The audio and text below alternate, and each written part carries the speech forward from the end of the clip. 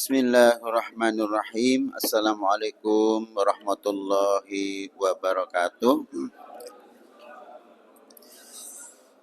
Alhamdulillahirabbil alamin wa bihi nasta'inu ala umuri dunya waddin. Wassalatu wassalamu ala asrafil anbiya'i wal mursalin wa ala alihi wa sahbihi ajma'in. Asyhadu an la ilaha illallah wahdahu la syarikalah wa asyhadu anna Muhammadan abduhu wa rasuluhu la nabiyya wa la rasula ba'dah. Hadirin, bapak-bapak, hadirat ibu-ibu yang Allah muliakan, alhamdulillah senantiasa kita bersyukur kepada Allah Subhanahu wa taala. Satu di antara sekian syukur yang perlu kita ingat kembali adalah Allah memberikan umur panjang kepada kita. Lebih-lebih umur itu kita manfaatkan untuk ketaatan kepada Allah, sehingga kita akan menjadi manusia yang terbaik. Karena Rasul pun menyebutkan ketika ditanya sahabat Nabi, siapakah orang yang terbaik ya Rasulullah? Maka Rasul mengatakan, man tola umruhu wa hasuna amaluhu, barang siapa yang panjang umurnya dan baik amal perbuatannya. Ini pertama, bersyukur kepada Allah tentang umur panjang. Mengapa? Mungkin secara realita di tengah-tengah keluarga kita, mungkin tengah-tengah masyarakat kita, mungkin ketika kita pulang ke kampung, teman-teman kita yang dulu di SD, sebagian teman kita sudah ada yang meninggal. Ketika kita ada reunian SMP, ada sebagian teman-teman SMP kita juga sudah ada yang meninggal. Bahkan ketika kita reunian, kalau di kampus, dari berbagai fak yang ada, kita kumpul, bahkan teman-teman yang sudah jadi dosen pun, kancakum wien wis meninggal. Ini banyak sekali kalimat-kalimat itu yang muncul ketika reunian. Sebagian mungkin bapak-bapak ibu-ibu yang pernah menunaikan ibadah umroh, ya Allah, kancaku umroh 2014 sudah ada yang meninggal. Bahkan 1 tahun setelah umroh meninggal. Mungkin itu saya ungkapkan karena teman saya juga sudah meninggal. Sebagian bapak ibu mungkin begitu, ya Allah, jamaah hajiku tahun 90 sudah banyak yang meninggal. Ketika dulu kumpul satu kloter begitu banyak, sekarang dari wong 10.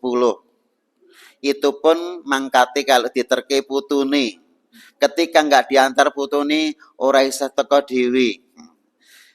Sebagian mengatakan, nyuwun ngapunten ini kasus nggih. Ada beberapa jamaah haji yang ada pengajian, kemudian sekedar untuk iuran, snack atau makan. Aku wis ora duwe Mas, biyen sugih ki biyen. Saiki ora duwe. Biyen mlaku dhewe, saiki digendong dan sebagainya. Intinya kita bersyukur kepada Allah, Allah masih panjangkan umur kita. Semoga kita lebih banyak membawa bekal-bekal menuju kehadirat Allah Subhanahu wa taala. Ini pertama. Yang kedua, walaupun kita sudah merasa tua dan memang sudah banyak yang meninggal di antara umur kita atau bahkan adik-adik kelas umur kita, maka sebetulnya materi yang sudah kita dapatkan kemarin memang tidak ada kata pensiun, tidak ada waktu istirahat untuk mencari duniawi dan mencari ukhrawi. Maka untuk mencari duniawi yang kemarin sudah kita bahas tentang faida farokta fangsob, carilah dunia. Ketika dunia itu sudah kamu dapatkan, segera berganti dengan ibadah. Sehingga dunianya kamu selesai, sekarang ganti ibadah. Sementara dalam tafsir, faida qudiyatis shalah fangtashiru fil ar. Kalau sholat Jum'ahmu sudah selesai, urusan agama, urusan ibadah, segera bergegas-gegas untuk bertebar di atas bumi, mencari ma'isyah, mencari kehidupan. Artinya ibadah rampung, kita pun segera mencari duniawi. Sehingga dunia kita cari, akhirat kita cari. Rasul mengatakan, laisa khairukum man taraka dunya lil akhirah walal akhirah lidunya walakinna khairukum man akhadha min hadhihi wa hadhihi. Tidak baik bagi kamu yang meninggalkan dunia hanya untuk akhirat belaka, dan tidak baik juga orang yang meninggalkan akhirat hanya untuk dunia belaka, tetapi sebaik-baik kamu adalah yang mengambil untuk dunia juga diambil, akhirat juga untuk diambil. Maka kalau kita hitungan umur, yang dulu sudah lama ngantor, dunia pernah kita dapatkan, marilah kita lebih konsentrasi serius untuk mencari akhirat. Ini kaitannya yang sudah merasa tua, aku kerja mulai umur 20 tahun sampai 60 tahun. Maka sisa-sisa umur ini akan aku lebih seriusi untuk ibadah. Sementara secara umum siang hari tadi kita sudah kerja, malam hari ini kita mulai serius, mulai maghrib untuk konsentrasi urusan ibadah. Inilah buku Adabuddin wa Dunya selayang yang sudah kita bahas. Kemudian pembahasan kemarin yang kedua berkaitan dengan bulan Rajab. Ternyata bulan Rajab adalah bulan persiapan untuk menuju Ramadan. Maka Ibnu Rajab Al-Hambali paling tidak menukil 3 perkataan ulama. Yang pertama, Rajab adalah bulan orang sedang menanam. Insya Allah nanti di bulan Sya'ban, bulan orang sedang menyirami dan merabuk. Maka setelah kita tanam, kita rabuk, datanglah bulan Ramadan, bulan panen apa yang kita tanam. Yang kedua, beliau mengatakan diumpamakan kasyajarah, seperti pohon. Maka bulan Rajab adalah bulan pohon itu sedang berdaun. Maka diharapkan bulan Sya'ban nanti setelah berdaun, pohon itu sudah mulai berbunga. Maka dari berbunga diharapkan nanti bulan Ramadan bunga itu sudah jadi buah. Maka endingnya juga di bulan Ramadan. Yang terakhir, bulan Sya'ban itu bagaikan angin yang sedang membawa air dari lautan. Diharapkan nanti bulan Sya'ban air itu sudah melayang di angkasa, kemudian menggumpal menjadi awan.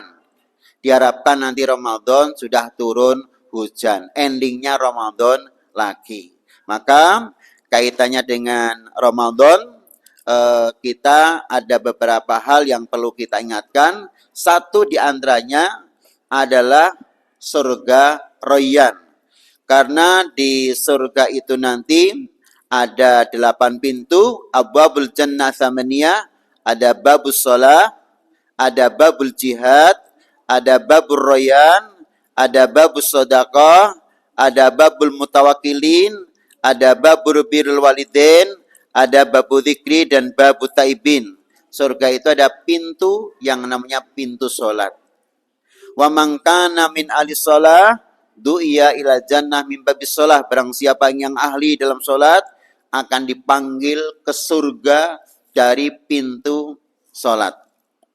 Barang siapa yang ahli dalam perjuangan akan dipanggil oleh Allah untuk masuk surga di pintu jihad. Barang siapa yang ahli dalam puasa akan dipanggil masuk surga melalui pintu Rayyan. Barang siapa yang ahli dalam sedekah akan dipanggil dari pintu sedekah. Barang siapa yang bertawakal kepada Allah haqqa tawakkulihi, betul-betul menggantungkan kepada Allah setelah usaha, maka akan dipanggil dari babul mutawakkilin. Barang siapa yang berbuat baik bagi kedua orang tuanya, yang ibu 3 kali kebaikan, baru bapak nomor 4, maka akan dipanggil dari pintu birrul walidain.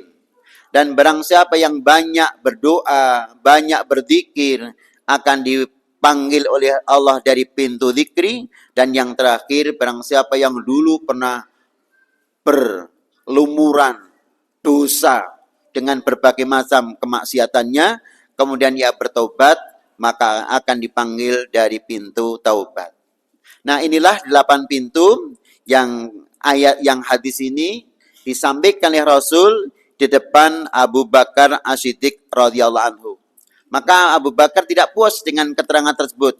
Ya Rasulullah, ma'ala hadha alladhi yut'a min tilkal abwab min darurah. Fahal yut'a minha kullu ahadun ya Rasulullah? Qala na'am wa arju an takuna minhum ya Abu Bakrin. Ketika Abu Bakar mendengar keterangan tersebut di atas, kemudian Abu Bakar memberikan komentar sebentar. Kesulitan apalagi yang perlu dikhawatirkan oleh orang-orang yang dipanggil dari pintu-pintu itu? Pintu sholat sampai pintu taibin. Pertanyaan Abu Bakar, mungkinkah satu orang bisa masuk dari pintu manapun yang dikehendaki? Maka Rasulullah setelah melihat berbagai macam amalan Abu Bakar, karena semenjak beliau mendapatkan wahyu di bulan Ramadan, Iqra bismi rabbikal ladzi khalaq, khalaqal insana min 'alaq, maka beliau menyampaikan keislamannya di depan Abu Bakar dan Abu Bakar pun ikut masuk Islam dengan Rasulullah. Yang kedua, seperti apakah Abu Bakar menemani Rasul dari Mekah sampai Madinah? Seperti apakah Abu Bakar sampai seolah-olah agar pertemanan di dunia dan di akhirat itu terus berlanjut sampai anak beliau yang secara umur masih 9 tahun yaitu Aisyah dijodohkan dengan Rasulullah. Banyak sekali amalan-amalan beliau yang kemudian Rasul mengatakan, ya, saya berharap ya Abu Bakar engkau masuk kategori orang yang masuk pintu surga dari berbagai pintu yang kamu kehendaki. Silahkan kamu masuk pintu sholat karena kamu juga rajin sholat. Silahkan kamu masuk pintu jihad karena kamu juga banyak perjuangannya. Silahkan masuk pintu puasa, pintu royan karena kamu juga ahli puasa. Silahkan karena tidak ada satupun amalan kecuali kamu kerjakan. Inilah mungkin bagi para bapak ibu yang ingin serius untuk mempelajari tentang potret Abu Bakar agar kita bisa masuk surga dari berbagai pintu. Monggo nanti belajar amalan apa yang dimiliki Abu Bakar sehingga Abu Bakar silahkan masuk pintu dari berbagai namanya atau dari berbagai pintu yang dikehendakinya. Bapak Ibu yang kami hormati, ini pintu-pintu surga yang akan kita masuki. Semoga kita bagian dari doa Nabi untuk Abu Bakar bisa masuk pintu dari berbagai macam pintu yang kita inginkan. Allahumma amin. Ya Allah. Maka memperbanyak amal, ya sholat, ya puasa, ya sedekah, ya berbakti kepada orang tua. Dulu pernah kita punya dosa, segera bertaubat. Maka Bapak Ibu yang kami hormati, ini tentang mengapa Ramadan kita tunggu-tunggu kedatangannya, karena memang banyak amal-amal yang dapat menghapus dosa yang pernah kita lakukan. Maka berikut materi malam hari ini adalah kafaratul dzunub, amalan-amalan yang bisa menghapus dosa kita dengan harapan semoga kita nanti bisa masuk surga dari pintu manapun yang kita kehendaki. Walaupun mungkin tetap ada kalimat yang muncul sebagaimana kalimat ahli surga yang menyampaikan kepada Allah ketika ditawari oleh Allah, hal turidu an uzidakum nikmah, kamu masih pengen aku tambah lagi kenikmatan yang lain? Nikmat mana lagi ya Allah? Tudkhilunal jannah wa tunjina minan nar, engkau telah memasukkan kami ke dalam surga dan telah menjauhkan kami dari neraka, masih ada nikmat lagi yang lain ya Allah? Kemudian Allah pun menjawab, selain mereka sudah bisa melihat Allah, mereka bercengkrama, berdialog, gineman, berbicara langsung meminta kepada Allah, Allah masih memberikan, menyilahkan seluruh yang ada di surga untuk dinikmati. Nah, caranya bagaimana? Bagi para Bapak Ibu yang pernah merasa punya dosa, agar dosa kita diampuni, berikut ini kami nukilkan dari buku Durus Yaumiyah, yang buku ini ditulis oleh 4 doktor Dr. Abdul Aziz bin Abdullah, Dr. Nasir bin Sulaiman, Dr. Sa'ad bin Ubay bin Abdullah, Dr. Abdullah bin Abdurrahman As-Sa'di. Jadi judulnya buku Durus Yaumiyah yang sudah ditulis oleh 4 doktor. Kemudian kami bacakan sekali lagi, semoga kita ini bagian daripada orang seperti Abu Bakar. Seandainya kita punya dosa, semoga diampuni sehingga kita khalis, bersih dari dosa, masuk surga langsung ya. Walaupun lewat ditimbang dulu amalnya tapi tanpa halangan. Yang pertama, at-taubah as-shadiqah. Dari sekian hal yang diungkapkan pertama kali, karena manusia itu hidup nggak bisa lurus-lurus saja. Mengapa? Karena diri kita ada hawa nafsu. Secara umum sudah sering diterangkan, innan nafsa la amaratun bisu. Sesungguhnya hawa nafsu itu rata-rata mengajak orang, termasuk dirinya yang punya hawa nafsu itu, untuk melakukan kejelekan-kejelekan. Ini tentang nafsu. Yang kedua, seandainya tidak nafsu, masih ada setan yang senantiasa yuwaswis mengganggu kita. Maka kesempatan di bulan Ramadan nanti, yang pertama dibukakan pintu surga, yang kedua ditutup pintu neraka, yang ketiga apa? Untuk setan dibelenggu setan. Maka sudah kita sampaikan berkali-kali, bagaimana di bulan Ramadan kita sudah tidak terganggu oleh setan karena setan sudah dibelenggu. Kok masih banyak orang melakukan kemaksiatan? Karena selain setan sudah dibelenggu, kita masih punya hawa nafsu. Maka setan dan hawa nafsu kedua-duanya harus kita minimalisir. Syukur kita hilangkan totalitas sehingga yang ada adalah kebaikan. Bagi kita atau semuanya yang masih tergoda setan dan kena hawa nafsu, sehingga kita kadang-kadang terjerumus ke dalam kemaksiatan dan dosa-dosa, maka segera bertaubat kepada Allah. Maka pintu taubat senantiasa dibuka selama nafas masih ada pada diri kita. Maka kisah tentang Fir'aun. Mengapa Fir'aun sudah tidak diterima tobatnya? Dengan mengatakan, amantu birabbi Musa wa Harun. Hari ini aku tobat sa Musa, aku beriman kepada Tuhanmu dan Tuhannya Harun. Sementara Fir'aun itu sudah yugurgir, sudah sakaratul maut. Maka sebelum sakaratul maut, disunahkan untuk kita talkinkan dengan kalimat tauhid, la ilaha illallah Muhammadur Rasulullah. Ini semoga sebelum datangnya sakaratul maut. Wa man kana akhiru kalamihi la ilaha illallah dakhala jannah. Dan barang siapa yang penghujung kalimatnya sebelum meninggal kalimat tauhid la ilaha illallah akan masuk surga. Maka yang pertama bertobat. Sampai kapan pintu tobat dibuka? Selama kita masih hidup sebelum mengalami sakaratul maut, sebagaimana yang pernah dia alami oleh Fir'aun laknatullah. Ini yang pertama.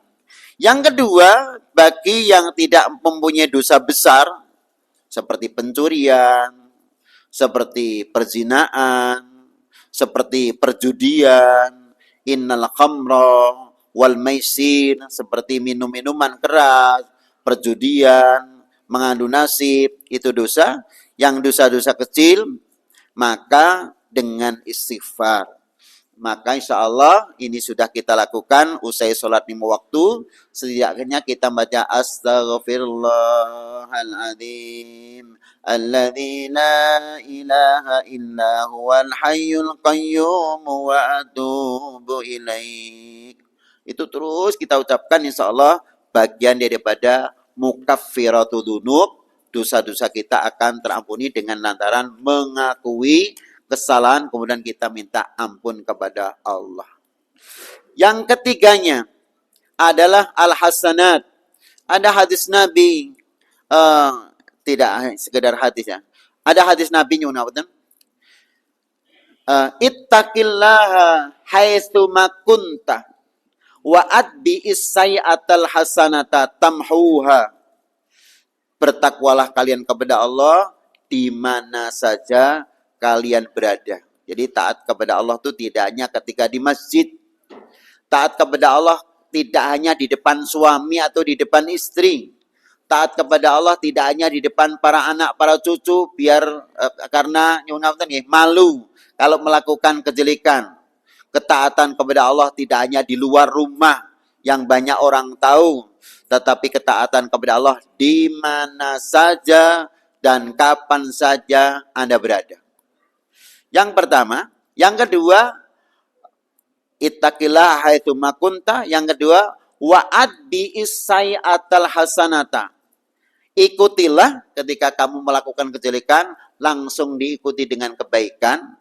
Maka kebaikan yang kamu lakukan setelah kamu melakukan kejelekan itu akan menghapus dosa-dosa dari kejelekan yang kamu lakukan. Maka seberapapun dosa di waktu muda, di waktu saat itu, istilah hari ini teman-teman yang hijrah, ketika aku masih jahiliyah Ustadz, tidak ada sesuatu yang dilarang kecuali pasti aku pernah kerjakan. Jadi justru dilarang itu saya menjadi apa ya? Ingin tahu, ngapa kok dilarang yo? Jadi ada rasa penasaran. Jadi justru apalagi teman-teman tuh pernah ngomong, anak muda kok orang tahu ngombe, urung lanang tenan. Nggih, cah lanang ora ngombe ora lanang. Itu guyonan loh, padahal awalnya cuma guyonan loh. Tapi akhirnya menjadi betulan. Cah lanang sebagaimana guyonan, cah lanang kok rawani gelut, ora lanang. Akhirnya dibuat gelut, betul. Dan ini kadang-kadang begitu. Awalnya hanya guyonan tapi menjadi betulan. Maka Bapak Ibu yang kami hormati, seberapapun dosa yang pernah kita lakukan, satu dengan mengakui dosa tersebut, yang kedua tidak ingin mengulanginya, berarti ada penyesalan. Kemudian kita melakukan kebaikan yang namanya taubat tadi, insya Allah dosa akan diampuni oleh Allah. Bahkan dosa itu segede gunung Uhud, karena Rasul mengatakannya di Madinah Al-Munawwarah. Innal hasanat yudhibnas sayyi'at, dzalika dzikra lidzakirin. Sungguh amal kebaikan-kebaikan itu akan dapat menghilangkan seluruh kejelekan. Maka semoga kita senantiasa berharap dan berharap, karena ini sifatnya motivasi. Semoga dengan adanya kita taklim rutin, kita mendapatkan ilmu yang ketiga memberikan tambahan keyakinan kepada kita, kemudian memberikan semangat untuk ibadah. Maka ini semoga bagian daripada menutup kejelekan dengan kebaikan. Jadi tidak melanggar waktu adzan untuk Jumatan. Yo saya berangkat Jumatan. Karena waktu itu memang waktu untuk Jumatan. Itu sekarang. Dulu saya tidak gagas antara adzan dan tidak, mungkin begitu. Kemudian yang keempatnya adalah Bapak Ibu, dalam kehidupan manusia tidak lepas namanya musibah.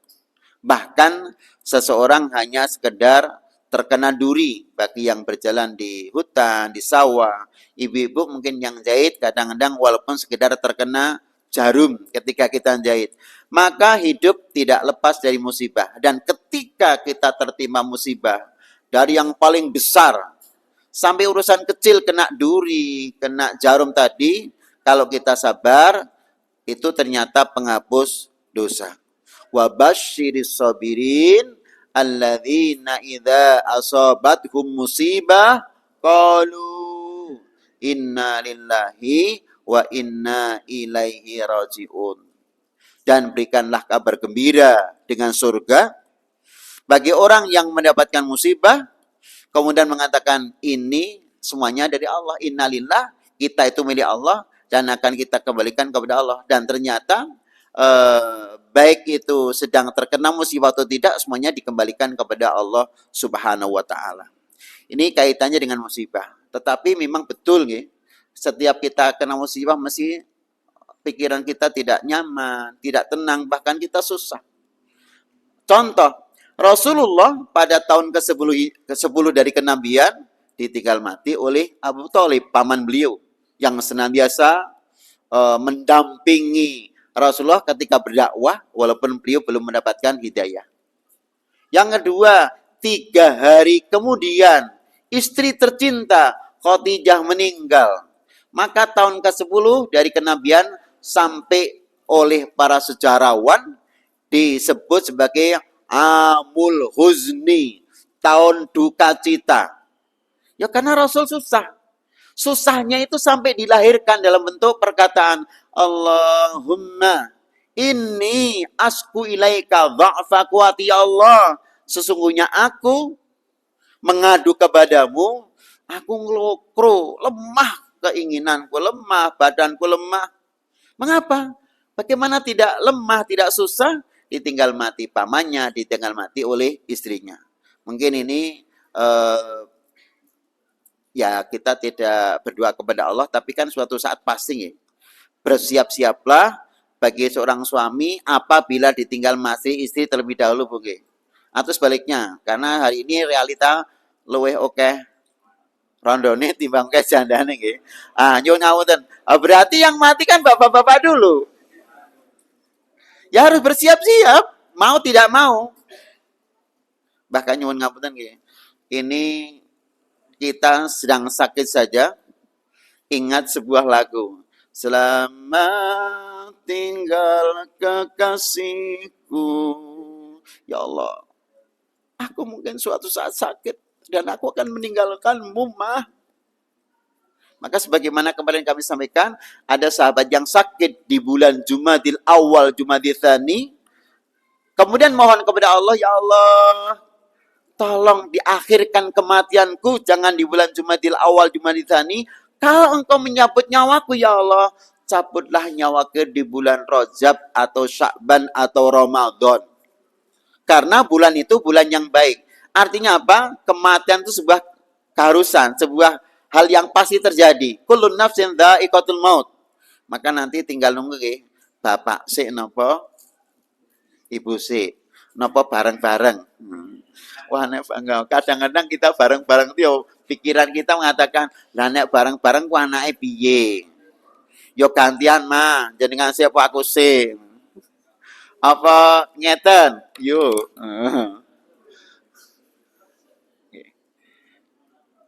Dan secara logika juga masuk akal karena rata-rata suami dan istri secara umur nih, memang secara umur rata-rata walaupun ada juga yang dapat sekelas nih, itu kan tetap lebih tua suami. Walaupun ada konco sekelasnya dari istri. Tapi kan tetap rata-rata umumnya itu lebih tua suami daripada istri. Maka seandainya nanti meninggal suami dulu, meninggalkan istri, ya harus ikhlas. Dan apabila ibu-ibu sabar ditinggal mati suami, insya Allah suatu saat kita akan menyusul mereka. Maka ketika kita ziarah kubur, dunganin apa? Assalamualaikum ya ahla diyar minal muslimin wal muslimat. Ada kalimat apa? Wa insyaallahu bikum lahikun. Dan insya Allah kami pun akan menyusul jenengan. Umpami mangke. Kula jenengan wis dulu yang mati. Dan ada istri yang ziarah kubur. Semoga dan insya Allah aku pun akan menyusulmu, Mas. Ndang, cepet toh. Malah gak sokon cepet niku, Bu. Ndang cepet toh aku dhewe nang kuburan. Sing ngancani aku mung amalku kan ngene. Wa insyaallahu bikum lahikun. Maka Bapak Ibu, apapun musibah yang mengenai kita, sampai kita musibah terbesar bagi kita adalah ditinggal suami atau istri, menurut saya itu musibah terbesar. Walaupun karena musibah terbesar itu tetap kita masih bisa cari ganti, kehilangan uang, kita masih bisa cari pengganti uang. ketinggalan, kehilangan suami, kita masih bisa mengganti suami. Tapi yang namanya pengganti itu tidak sebaik yang diganti, Pak. Nggih, mila nyuwun ngapunten di berbagai tempat ketika Pak Naib tidak bisa rawuh untuk menikahkan salah satu dari anak kula sami atau mencatat di buku nikah, tetapi kemudian tidak bisa datang, hanya diwakilkan oleh anggotanya atau tenaga yang lain, apalagi mengmutin tingkat kelurahan, tidak sebagaimana Pak KUA yang sesungguhnya. Nggih. Kan begitu. Maka ketika Rasulullah sudah mendapatkan ganti Aisyah, yang diingat-ingat tetap Khadijah terus. Khadijah, Khadijah, ya Rasulullah, aku di depan sampeyan loh. Rasul, kalau menjenengan tindak-tindak, kemudian ontanya mau ditali, kira-kira ditali di tempat rumput yang sudah dimakan oleh onta lain atau yang rumput masih utuh, ya tentunya aku akan menambatkan ontaku di rumput yang masih utuh. Aku ini masih utuh ya Rasul. Yang lain sudah dimakan oleh onta-onta yang lain. Aku masih biker, aku masih perawan. Yang lain sudah janda semua ya Rasul. Mengapa yang kau ingat-ingat Khadijah? Sekali lagi, karena Khadijah lah istri yang pertama kali mendampingi Nabi. Maka kadang nyuwun ngapunten, namanya pengganti itu tidak sebagus yang digantikan. Kita yakin Bapak Ibu, maka sampai ada yang mengatakan bagaimanapun aku ditawari kita luwih bagus timbang masih, luwih sugih timbang masih, mo. Aku pengen mendampingi bojoku besok di akhirat ya. Ada yang sampai ibu-ibu begitu. Kemudian yang kelima, ibu-ibu, ternyata doa itu penting. Ketika kita mendapatkan doa dari anak kita, karena apabila seseorang itu meninggal, terputuslah seluruh amalnya. Satu di antara 3 amal yang tidak terputus adalah waladun solihun yat'ulahu, anak yang soleh yang mau mendoakan kedua orang tuanya. Maka Bapak Ibu, memang sebaiknya kalau nanti memang terjadi musibah yang mengenai keluarga kita, kalau anak kita bisa menjadi imam sholat jenazah, biar anak kita yang menjadi imam sholat jenazah. Ketika anak kita yang mau mendoakannya, Allahumma gfirlahu warhamhu wa'afi wa'fu anhu wa akrim nuzulahu, biar anak kita yang mendoakannya nanti. Sampai nanti di kuburan, istaghfiru li akhikum wasalillaha tasbit fa innahul an yus'al. Mintakanlah ampun kepada Rabbmu, Tuhanmu, untuk bapakmu, untuk saudaramu, untuk adikmu, untuk istrimu, untuk suamimu yang baru meninggal ini. Yang kedua, mintakanlah untuk tetap iman Islam, karena sebentar lagi ketika kita pulang dari kuburan akan ditanya oleh 2 malaikat. Kalau bisa memang anak yang mendoakannya. Oke. Nah, ketika selain anak, ternyata doa kita untuk orang-orang yang terdahulu yang sudah meninggal juga berguna bagi mereka. Maka yang nomor 5, doa tentang lil muslimin wal muslimat itu penting. Selain kita berdoa, Rabbighfirli wali walidayya warhamhuma kama rabbayani shaghira, untuk diri kita dulu, untuk kedua orang tua kita, baru yang berikutnya juga disunnahkan untuk seluruh kaum muslimin muslimat yang sudah meninggal. Maka di antara doa yang hampir dibaca setiap khutbah kedua dalam Jumatan, Allahumma gfir lil muslimin wal muslimat, al mu'minin wal mu'minat, al ahya minhum wal amwat, innaka sami'un qaribun mujibud da'awat wa qadil hajat. Rabbana ighfir lana wa li ikhwanina alladzina sabaquna bil iman wa la taj'al fi qulubina ghillan lil ladzina amanu rabbana innaka raufur rahim. Dadi niki pandonga ingkang tasih gesang kagem ingkang sampun sumarak sowan wonten ngasaden Allah, itu sangat diperlukan. Sangat diperlukan doa dari anak kita, doa dari orang-orang muslimin untuk urusan semoga Allah mengampuni dosa-dosa yang kita lakukan. Maka yang pertama kali tetap Allahumma gfir lil muslimin. Ketika kita salat jenazah juga Allahumma gfir lahu warhamhu wa'afi wa'fuanhu. Ngapunten masuk sedikit ke materi fikih. Ternyata walaupun yang meninggal itu putri, boleh menggunakan Allahumma gfir lahu. Karena awalnya hadis doa tentang Allahumma gfir lahu itu awalnya memang untuk umum. Tetapi kemudian untuk putri itu pakai mu'anas, kemudian domirnya ha, maka boleh diganti dengan ha. Maka nanti seandainya ada bapak-bapak, kemudian dimintai amanat untuk berdoa, yang meninggal kok putri, kemudian Allahumma gfir lahu, jangan di subhanallah. Subhanallah. Dan apa toh? Orang sing mati putri kok jenengan Allahumma gfir lahu.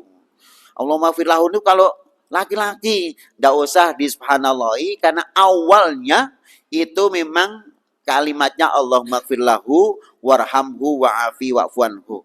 Nah, adapun kemudian domir diganti Allahumma gfir laha warhamha wa'afi wa'fuanha wa akrim nuzulaha wa wasit matqalaha, boleh saja. Begitu. Nah, kalau kita ngikuti bahasa Arab memang ketika yang meninggal banyak Allahumma gfir lahum warhamhum wa'afi wa'fuanhum wa akrim nuzulahum dan sebagainya. Ini tentang doa yang saya masuk materi fikih, mohon nanti bisa ditanyakan kepada mungkin kalau kalimat sati salam bisa ditanyakan kepada ahli fikih. Tetapi memang awalnya doa itu Allahumma gfir lahum. Allahumma gfir lahum. Sebagaimana kita sholat ketika nutup tidak usah diganti Assalamualaikum warahmatullah, tidak usah diganti Assalamualaikum warahmatullah. Itu nanti malah merubah dari hadis yang sudah ada. Karena hadis itu untuk menutup sholat itu dengan salam, dan salamnya itu bukan Assalamualaikum, Assalamualaikuma, Assalamualaikum, tapi langsung Assalamualaikum warahmatullahi wabarakatuh. Ini tentang urusan doa. Jadi nanti sekali lagi kalau ada yang meninggal putri kok pakainya Allahumma gfir lahu, enggak usah diingatkan subhanallah atau dipakai tepuk nggih. Jane nopo aku di subhanallah itu klintu Pak niki ingkang sedo niku putri dan jangan wow pakai Allahumma gfir lahu. Nah, ternyata enggak usah karena itu betul. Yang berikutnya, Bapak Ibu yang kami hormati, setelah kita melakukan atau yang hidup doa, maka selama kita hidup, agar saudara kita, bapak-bapak kita, yang sudah meninggal terlebih dahulu atau kakek nenek kita itu diampuni dosanya, monggo jangan lupa senantiasa mendoakan setidaknya ketika ziarah kubur, Assalamualaikum ya ahla diyar minal muslimin wal muslimat wa insyaallahu bikum lahikun. Paling tidak kan assalamualaikum. Semoga keselamatan tetap ada pada diri panjenengan semuanya. Dan kami pun suatu saat akan nyusul jenengan. Okay. Kemudian yang kedua, doakan mereka Allah maghfir lil muslimin wal muslimat. Itu untuk umum juga boleh dibacakan dan juga untuk kedua orang tua monggo. Ini tentang pentingnya doa untuk orang yang sudah meninggal. Yang berikutnya adalah ternyata orang yang sudah meninggal itu bisa ditransfer atau dihadiahi amal dari yang masih hidup. Maka mayuh dal mayyit ba'dal maut, segala sesuatu yang dihadiahkan untuk mayit setelah kematian mereka, misalnya sedekah. Maka misalnya Bapak Ibu ada yang punya sebidang tanah, kemudian sebidang tanah itu mau diwakafkan atas nama almarhum, boleh. Bapak Ibu ingin di bulan Dzulqa'dah nanti pengen korban, korbannya akan diatasnamakan almarhum, boleh. Karena itu sebagai bentuk hadiah. Kemudian Bapak Ibu yang belum sempat haji, Sementara Bapak Ibu sudah cukup hartanya, ingin badal haji bagi orang yang sudah meninggal, itu juga diperbolehkan. Maka juga termasuk ilmu tentang umroh, bagian yang umroh untuk urusan bagaimana ketika kita tawaf wada atau sebelum tawaf wada itu biasanya kan kita ada umroh tambahan, gitu. Jadi kalau dari Madinah nanti menggunakan mikot yang ada di Berali, tapi ketika sudah di Mekah ingin ada umroh. Nah, bagaimana kita akan membadalkan? Sebaiknya yang dibadalkan orang yang sudah meninggal dunia. Karena orang yang masih hidup sangat mungkin masih bisa melakukan ibadah umroh. Nah, ini termasuk sodakoh, haji. Sodakoh itu berarti nanti ada nyuwun ngapunten, ada kurban, bagian daripada sodako, kemudian ada infak, sampai urusan hibah wakaf. Itu boleh diniatkan untuk orang yang sudah meninggal. Haji juga boleh diniatkan oleh orang yang sudah meninggal, termasuk bapak ibu kita. Dulu, nyuwun ngapunten, masa paceklik masih sering utang-utangan. Nah, utangnya bapak ibu, mila kalau ingin sampun kula aturaken, ada beberapa sunnah yang kita lakukan ketika mau berpergi. Di antaranya menulis wasiat. Satu di antara bentuk wasiat adalah wasiat utang piutang. Dua, ketika kita menjelang tidur, tulislah wasiat nanti diletakkan tidak jauh dari tempat tidur kita. Nah, ketika suatu saat dari tidur kita kemudian menjadi meninggal, bepergian kita meninggal di perjalanan, mungkin anak atau ahli waris nyarutang-utangi. Jadi qadha uduyunahu. Jadi utang-utang yang meninggal sebelum dibagi warisan, atau warisan itu sebelum dibagi untuk sarutang dulu, sisanya baru dibagi untuk waris. Wonten ingkang Ustaz, lagi warisan utang tok. Nah, warisannya utang tok ya dibagi sesuai dengan warisan aktif. Wonten nggih? Lah iki warisane wong utang tok kok. Lah berarti jenengan seperenam nyarutangi, jenengan separuh, jenengan sepertiga. Ya utangnya seperti nyarutangnya sebagaimana entuk warisan, ngoten mawon lebih gampang. Nek niki wonten kula entuke jatah sepertiga, berarti kula nyarutangnya sepertiga.